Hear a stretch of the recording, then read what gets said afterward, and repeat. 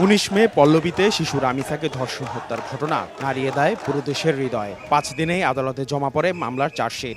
২৪ মে এদিনই মামলা দ্রুত বিচারের জন্য পাঠানো হয় ঢাকার শিশু সহিংসতা দমন ট্রাইব্যুনালে।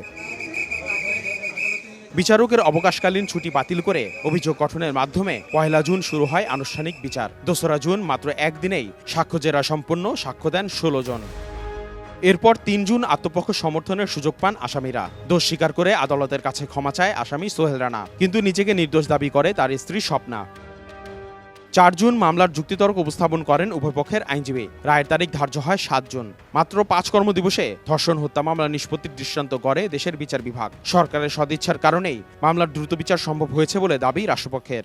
সরকারের সদিচ্ছাকে আইন ও আইনের শাসন প্রতিষ্ঠার ক্ষেত্রে একটি মাইল ফলক ও দৃষ্টান্ত বিবেচনা জন্য ধন্যবাদ দিতে হয়। শিশু রামিসার মতো অন্যান্য ধর্ষণ মামলার দ্রুত বিচারের জন্য বিশেষ তদন্ত সংস্থার পরামর্শ দেন আইনজীবীরা। পাশাপাশি ফরেনসিক সহ অন্যান্য বিভাগ আরও উন্নত করার তাগিদও দেন তারা। যেভাবে করে রামিসা হত্যা মামলাগুলোর বিচার হয়েছে সেই রকম বিচারটাই আমরা আসলে প্রতিটা মামলায় দেখতে চাই। তবে প্রতিটা মামলায় যেন সুষ্ঠুভাবে তদন্ত করা হয়। বিশেষ করে বাচ্চাদের যে রেপ কেসগুলো, সেগুলোর জন্য আলাদা এজেন্সি থাকা দরকার।